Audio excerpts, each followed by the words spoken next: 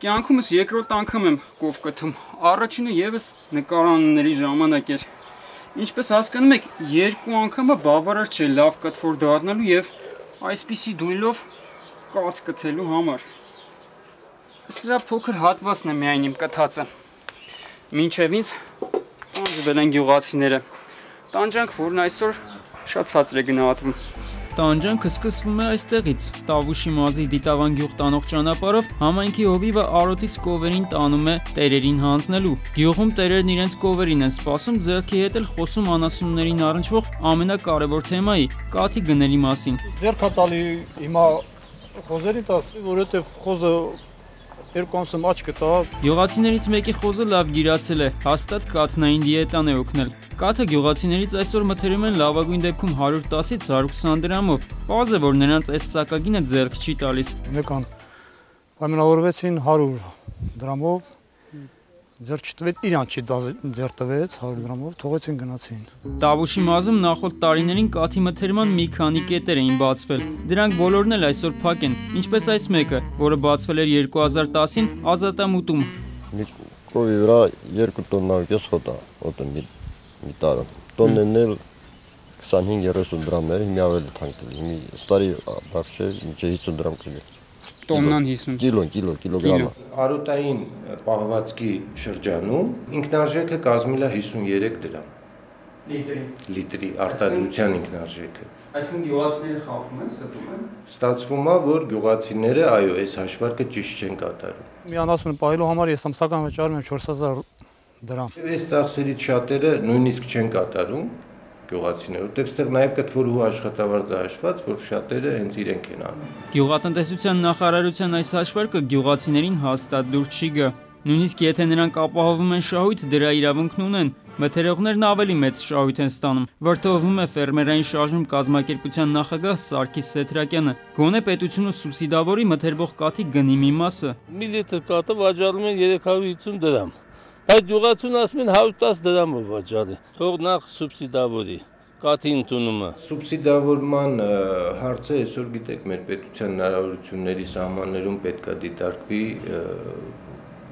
բարդ հարցը։ Եթե սուբսիդավորել չեն կարող, թող հետևեն, որ կաթնամթերքի շուկայում լինի ազնիվ մրցակցություն, ինչից գուցե նաև գյուղացին շահի։ Գաղտնիք չէ, որ ներկրվող կաթի փոշին ավելի էժան է, քան անարատ կաթը։ Հայաստանյան ընկերություններն էլ պարզվում է շատ դեպքերում նախապատվությունը տալիս են կաթի փոշուն։ Համ էժան է, համ էլ գյուղացու հետ գլուխ դնելու խնդիր չկա։ Նախորդ տարի տնտեսական մրցակցության պաշտպանության հանձնաժողովը տարբեր ընկերությունների իբր անարատ կաթից պատրաստված կաթնամթերքում հայտնաբերեց կաթի փոշի։ Փորձաքննությունն իրականացվել էր այս լաբորատորիայում։ Սովորական կաթի համար կա սահմանված ցուցանիշ՝ լիզինոալանին եւ ֆուրոզին։ Այդ երկու նյութերի հարաբերության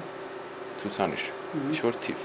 Եթե այդ հարաբերությունը մեր մոտ շեղվում է նորմայից, ուրեմն նա կաթի փոշի։ Կաթի փոշի, այստեղ կոնկրետ ֆուրոզինը շատ է, հա։ Այո, այստեղ կոնկրետ ֆուրոզինը քանակը գերազանցում է նորմային, որը վկայում է նրա մասին, որ տվյալ նմուշում առկա է կաթի փոշի։ Կաթի փոշի օգտագործելն իհարկե արգելված չէ օրենքով, բայց արտադրողը պետք է նշի դա տուփի վրա։ Հայտնաբերեցինք մի շարք դեպքեր կաթի փոշու արկայության մասին, որը նույնպես չի արգելվում, բայց պարտավոր են վրան նշել, որ օգտագործված է կաթի փոշի, նրա տոկոսը որքան է։ Ես այդ կարծիքին չեմ, որ այդպես մեծ քանակով կաթի փոշի է օգտագործվում։ Գուցե ոչ մեծ քանակով, բայց միևնույն է, օգտագործում են։ Հանձնաժողովը մի 2 ամսից նորից է ստուգելու կաթնամթերքի շուկան, որպեսզի պարզի շարունակում են արտադրողները նախկին օրինախախտումները, թե ոչ։ Բացի այդ, եթե նախորդ տարվա համեմատ էժանացել է կաթը, ուրեմն պիտի որ էժանանար նաև կաթնամթերքը։ Գնային նման փոփոխություններ, սակայն մենք շուկայում չենք նկատում։ Չլինի թե մի քանի խոշոր կաթնամթերք արտադրողներ որոշել են գերշահույթ ապահովել կաթի էժանացման հաշվին։ Նախանցյալ տարվա համեմատ թթվասերի գինը 200 գրամանոց թթվասերի գինը 20 դրամով բարձրացել էր։ Դա մոտ 10% գինը բարձրացել էր, որովհետև անցյալ տարի կաթը ավելի բարձր գներով էին մթերում։ Իսկ այս տարի ավելի ցածր են մթերում, մենք կնայենք ընդհանուր տարեկանով այդ 10%-ը կամ իշնի, կամ դրա փոխարեն այլ կաթնամթերքի գին իշնի։ Մինչ Երևանում կպարզեն հակամրցակցային քայլեր կան այստեղ թե ոչ, Տավուշցի Արտուրը որոշել է իր կաթն ավելի արդյունավետ օգտագործել։ Կաթը մենք չենք հանձնում, պանիր ենք անում։ Պանիր եք սարքում,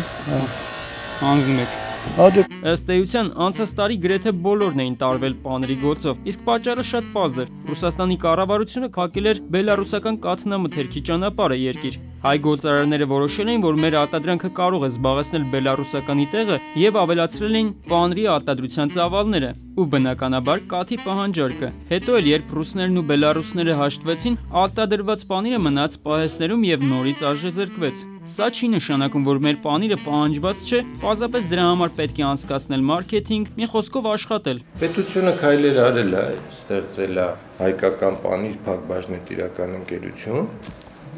որը պետք է զբաղվեր հենց այդ աշխատանքներով։ Պետք է զբաղվեր բառը Գևորգ Ղազարյանը պատահական չօգտագործեց։ Հայկական պանիր ընկերությունը մի քանի ամիս գործունեությունից հետո անցավ պասիվ ռեժիմի։ Այդ գործընթացի տեմպերը դեռ գոհացուցիչ չեն։ Գյուղատնտեսության նախարարությունը սակայն ձեռքերը ծալած չի նստում։ Անցնող շաբաթ հավաքեց կաթնամթերք արտադրողներին կաթի գնի հետ կապված խնդիրը քննարկելու եւ լուծումներ գտնելու համար։ Խորհրդակցության ժամանակ էլ որոշվեց ստեղծել կաթնամթերք արտադրողների միություն։ Միությունը կդնի հստակ քաղաքականություն իր առջև, պայմաններ ապահովի եւ վերամշակողի համար եւ կաթ արտադրողի համար։ Պարզ չէ սակայն թե ինչպես է կաթնամթերք արտադրողների միությունը պաշտպանելու կաթ արտադրողների, այսինքն անասնապահների շահերը, երբ այդ միությունում ներկայացված չէ գեթ 1 փոքր կամ միջին կաթ արտադրող։ Քանի դեռ մթերողները կաթնամթերքի արտադրության մեջ նախապատվությունը տալիս են էժան կաթի փոշուն,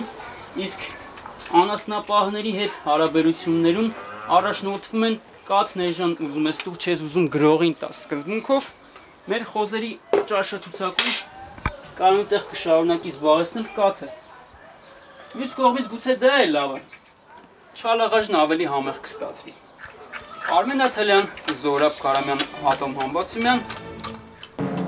Սուրանքին։